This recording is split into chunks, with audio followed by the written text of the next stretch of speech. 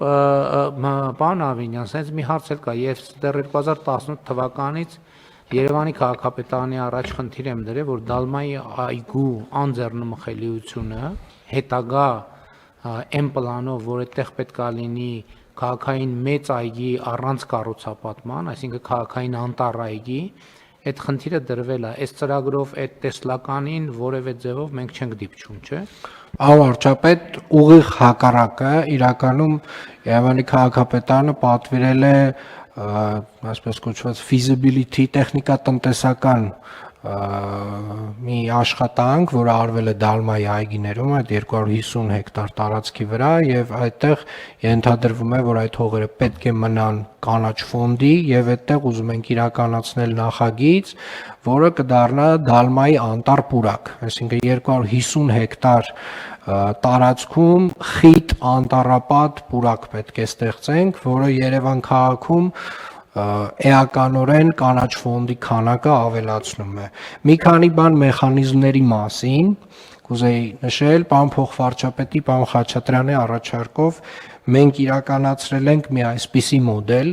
ունենք երկու հիմնական տարածք, բլրի հատվածը, որտեղ որ խիտ բնակեցված է եւ այնտեղ կան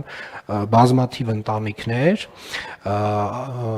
եւ ունենք հարթավայրային հատվածը, որը հիմնականում պատկանում է կամ համայնքին, կամ պետությանը, կամ մի քանի խոշոր սեփականատերերին։ Մենք թույլ ենք տալու ավելի այսպես ասած հեշտ հատվածում իրականացնել կառուցապատում, միայն այն պարագայում, եթե կառուցապատողը կարողացել է ազատել բլրային հատվածում, այսինքն մարդկանց փոխհատուցել է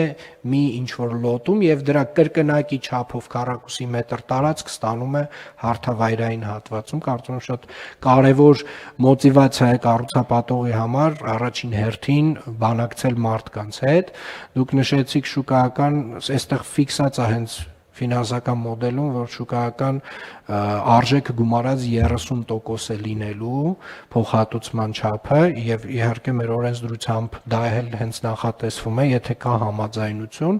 եւ ընդհանուր առմամբ կարծում եմ բոլոր առումներով ինքը դրական ծրագիր է, բարդ ծրագիր է լինելու, մոտավորապես տևողությունը ենթադրվում է, որ 10 տարի կտևի, բայց